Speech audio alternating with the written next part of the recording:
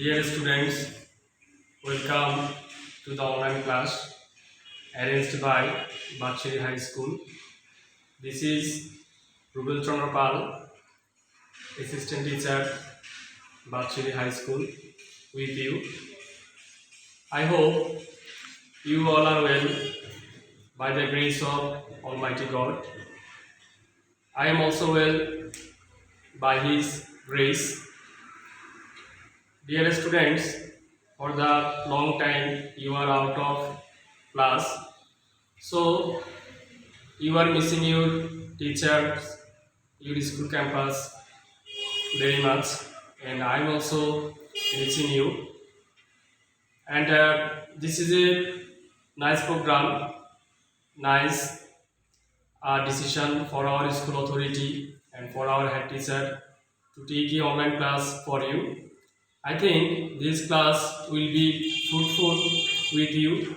This class will be effective for you, and so I will request you to follow our online YouTube channel, Bakshiri Online School, and I also request you to follow our class regularly.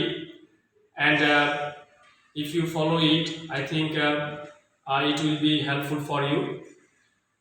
Dear students, today I will discuss with you about a very important topics, that is voice for you, and this is the part of transformation of sentence, and transformation of sentence is a very important topic for you, and from that I will discuss with you about voice.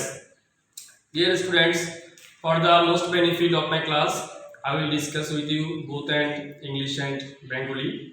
At first, I will discuss with you what is voice. তাহলে আমরা তোমরা নিশ্চয়ই এর আগে নবম শ্রেণীতে ধারণা পেয়েছ ভয়েস সম্পর্কে। তাহলে আগে আমরা আলোচনা করব ভয়েসটা কি। তাহলে সাবজেক্ট যখন কোনো কাজ নিজে করবে নাকি অন্যের দ্বারা কৃত কাজের ফলাফল গ্রহণ করবে সেটা নির্দেশ করবে, তখন তাকে আমরা ভয়েস বলব। তাহলে এরপর আসছে ভয়েসের শ্রেণী বিভাগ বা classification. How many kinds of voice? There are two kinds of voice, that is active voice and passive voice. So we find two kinds of voice.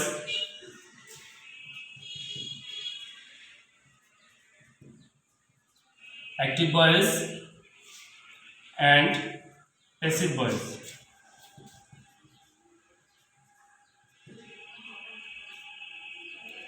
At first, we must know what is active voice.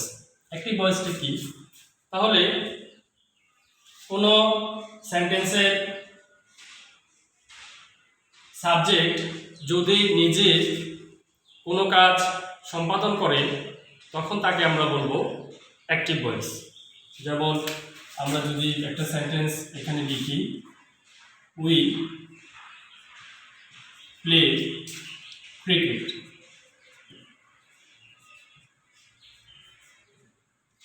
We play cricket, আমরা cricket খেলি। তাহলে আমাদের এখানে subject হচ্ছে we, verb হচ্ছে play এবং object হচ্ছে cricket.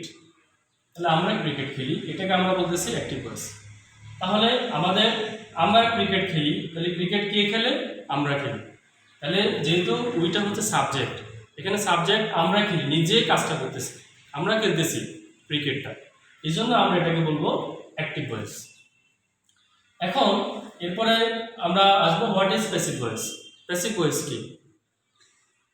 তাহলে সাবজেক্ট যদি নিজে কাজ সম্পাদন না করে অন্যের দ্বারা কাজটা সম্পাদিত হয়, অর্থাৎ অন্যের দ্বারা সম্পাদিত কাজের ফলাফলটা সাবজেক্ট গ্রহণ করে, তখন আমরা সেটাকে বলবো প্যাসিভ ভয়েস।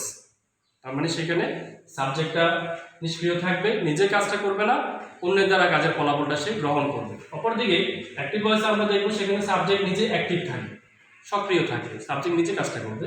আর প্যাসিভ মিন্স নিষ্ক্রিয়, অর্থাৎ সাবজেক্ট নিজে কাজটা করবে না, সেখানে সে নিষ্ক্রিয় আছে, অন্যের দ্বারা কাজের ফলাফলটা সে গ্রহণ করতেছে।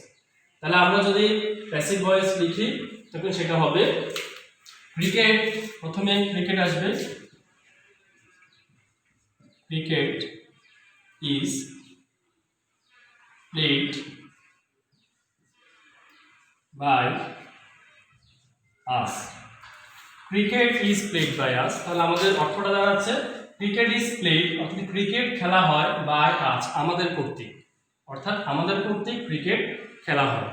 তাহলে তোমরা এখানে একটা জিনিস খেয়াল করো, এখানে ক্রিকেট কিন্তু নিজে কোনো কাজ সম্পাদন করতেছে না, বরং কাজটা সম্পাদন করতেছে আমরা সম্পাদন করতেছি, আজ কর্তৃক বা উই কর্তৃক সম্পাদিত হচ্ছে, এই জন্য ক্রিকেট নিজে কোনো কাজ করতেছে না, তাহলে অন্যের দ্বারা কৃত ফলাফলটা সাবজেক্ট গ্রহণ করতেছে। তাহলে এখানে আমাদের যে সাবজেক্টটা সেটা নিষ্ক্রিয় আছে এবং অবজেক্টটা এখানে সক্রিয় হয়েছে, তাহলে এই জন্য আমরা এটাকে বলবো প্যাসিভ ভয়েস। তাহলে তোমরা নিশ্চয় অ্যাক্টিভ ভয়েস এবং প্যাসিভ ভয়েস সম্পর্কে ক্লিয়ার হয়েছো। এখন আমরা আমাদের পরীক্ষায় যে জিনিসগুলো আমাদেরকে করতে হবে, আমাদের পরিবর্তনটা আসে, পরিবর্তনটা হচ্ছে অ্যাক্টিভ ভয়েস থেকে প্যাসিভ ভয়েস। সেখানে লেখা থাকবে তোমার পাশে একটা সেন্টেন্স দিয়ে লেখা থাকবে যে উই প্লে ক্রিকেট, সেখানে পাশে দিয়ে লিখে দিবে সেটাকে প্যাসিভ, তার মানে তোমাকে ধরে নিতে হবে সেটাকে প্যাসিভ করতে হবে। আবার অনেক সময় আমাদেরকে প্যাসিভ থেকে অ্যাক্টিভ করতে হবে, যদি এইভাবে লিখে দেয় cricket is played by us, তোমাকে পাশে লিখে দিবে অ্যাক্টিভ, তখন তোমাকে এটাকে প্যাসিভ করতে হবে, পাশে লিখে দিবে অ্যাক্টিভ, তখন তোমাকে সেটাকে অ্যাক্টিভ করতে হবে। তবে অনেক সময় পাশে দিয়ে কিছু লিখে থাকবে না, তখন তোমাকে বুঝে নিতে হবে নিচ থেকে, অর্থাৎ যদি এইভাবে লিখে দেয় উই প্লে ক্রিকেট, তোমাকে পাশে দিয়ে কিছু লিখে যায় না, তোমাকে বললো যে এটাকে ভয়েস চেঞ্জ করতে হবে, তখন তোমাকে বুঝে নিতে হবে, যেহেতু তুমি এটা বুঝে নিতে হবে যে এটা অ্যাক্টিভ ভয়েস, তোমাকে প্যাসিভ করতে হবে। তাহলে অনেক সময় যদি লিখে না দেয় তোমাকে সেটা নিচ থেকে সেটা বুঝে নিতে হবে।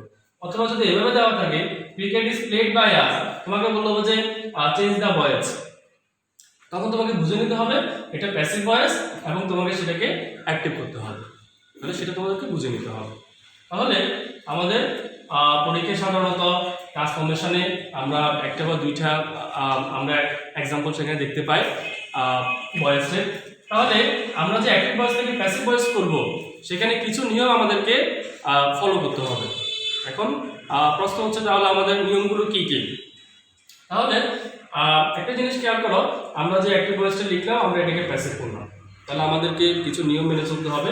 প্রথম ব্যাপার হচ্ছে যে আমাদের এই অ্যাক্টিভ ভয়েসের অবজেক্টটা প্যাসিভ ভয়েসের সাবজেক্ট হবে, অ্যাক্টিভ ভয়েসের অবজেক্টটা প্যাসিভ ভয়েসের সাবজেক্ট হবে, এটা হচ্ছে প্রথম নিয়ম। এরপরে আমাদের টেন্স অনুযায়ী এবং সাবজেক্ট অনুযায়ী আমাদেরকে এখানে অক্সিলিয়ারি ভার্ব বসাতে হবে, টেন্স ও সাবজেক্ট অনুযায়ী আমাদেরকে এখানে অক্সিলিয়ারি ভার্ব বসাতে হবে। এরপরে হচ্ছে আমাদের যে মূল ভার্বটা আছে বা মেইন ভার্বটা আছে, সেই মেইন ভার্বের পাস্ট পার্টিসিপল ফর্ম হবে, মেইন ভার্বের পাস্ট পার্টিসিপল ফর্ম হবে। এরপরে আমাদেরকে অ্যাক্টিভ ভয়েসের সাবজেক্টটা প্যাসিভ ভয়েসের অবজেক্ট হবে, অ্যাক্টিভ ভয়েসের সাবজেক্টটা প্যাসিভ ভয়েসের অবজেক্ট হবে, তবে অবজেক্টের আগে আমাদেরকে সাধারণত বাই বসাতে হবে, তবে অনেক সময় বাই না হয়ে টু, অ্যাট, উইথ প্রভৃতি প্রেপোজিশনগুলো আমাদের হতে পারে, তবে বেশিরভাগ ক্ষেত্রে আমরা এখানে বাই বসিয়ে আমরা এটাকে প্যাসিভ করে থাকি। তাহলে আশা করি তোমরা এই ক্লিয়ার হয়েছে এই উদাহরণটা। এখানে আরেকটা ব্যাপার আমাদেরকে খেয়াল রাখতে হবে, আমি বলেছি যে টেন্স অনুযায়ী আমাদের অক্সিলিয়ারি ভার্বগুলো বসাতে হবে, টেন্স অনুযায়ী অক্সিলিয়ারি ভার্বগুলো বসাতে হবে। তাহলে আমাদেরকে এটা দেখতে হবে যে এটা কোন টেন্সে আছে, এটা কোন টেন্সে আছে। তাহলে আমরা দেখতে পাচ্ছি এটা উই প্লে ক্রিকেট, তাহলে আমাদের সাবজেক্ট হচ্ছে উই, এরপরে হচ্ছে প্লে মানে ভার্বের বেস ফর্ম বা প্রেজেন্ট ফর্ম, এরপরে হচ্ছে আমাদের ক্রিকেট অবজেক্ট, তাহলে সাবজেক্ট প্লাস ভার্বের বেস ফর্ম প্লাস অবজেক্ট। তাহলে তোমরা নিশ্চয়ই এতক্ষণ বুঝে গিয়েছো যে এটা আমাদের টেন্সটা কি, আমাদের টেন্সটা হচ্ছে present indefinite tense, present indefinite tense. তাহলে তোমরা নিশ্চয়ই জানো যে আমরা যখন প্রেজেন্ট ইনডিফিনিট টেন্সে অ্যাক্টিভ ভয়েস থেকে প্যাসিভ ভয়েস করি, সেখানে আমাদেরকে অক্সিলিয়ারি ভার্ব হিসেবে আমরা এম, ইজ, আর বসাই। অক্সিলিয়ারি ভার্ব হিসেবে আমরা প্রেজেন্ট ইনডিফিনিট থেকে প্রেজেন্ট ইনডিফিনিট টেন্সকে আমরা যখন অ্যাক্টিভ থেকে প্যাসিভ করি, আমরা অক্সিলিয়ারি ভার্ব হিসেবে সেখানে এম, ইজ অথবা আর বসাই। তো আমি আরেকটা কথা এখানে বলেছি যে তাহলে এম ইজ আর তো আমরা তিনটা অক্সিলারি ভার্ব একসাথে বসাবো না, আমরা যে কোনো একটা বসাবো। তাহলে আরেকটা জিনিস আমি তোমাদেরকে বলেছি যে সাবজেক্ট অনুযায়ী আমাদেরকে অক্সিলারি ভার্বটা বসাতে হবে। তাহলে আমাদের সাবজেক্ট হচ্ছে এখানে ক্রিকেট, তাহলে আমরা অক্সিলারি ভার্বটা যে এম ইজ এবং আর ওই তিনটা অক্সিলারি ভার্ব থেকে আমরা ইজটা বসাবো।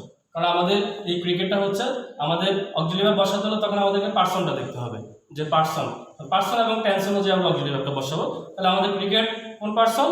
তাহলে তোমরা নিশ্চয় জানো আমাদের ক্রিকেটটা হচ্ছে থার্ড পার্সন, এটা থার্ড পার্সন এবং এটা সিঙ্গুলার।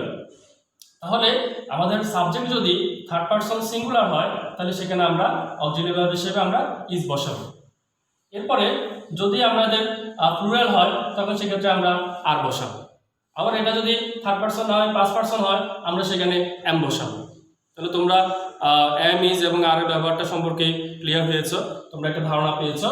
তাহলে আমরা যখন এভাবে অ্যাক্টিভ থেকে প্যাসিভ করব আমরা নিয়মগুলো তোমাদেরকে বললাম, তারপরে আমি আবারও আরেকটু ক্লিয়ার করতেছি তোমাদেরকে।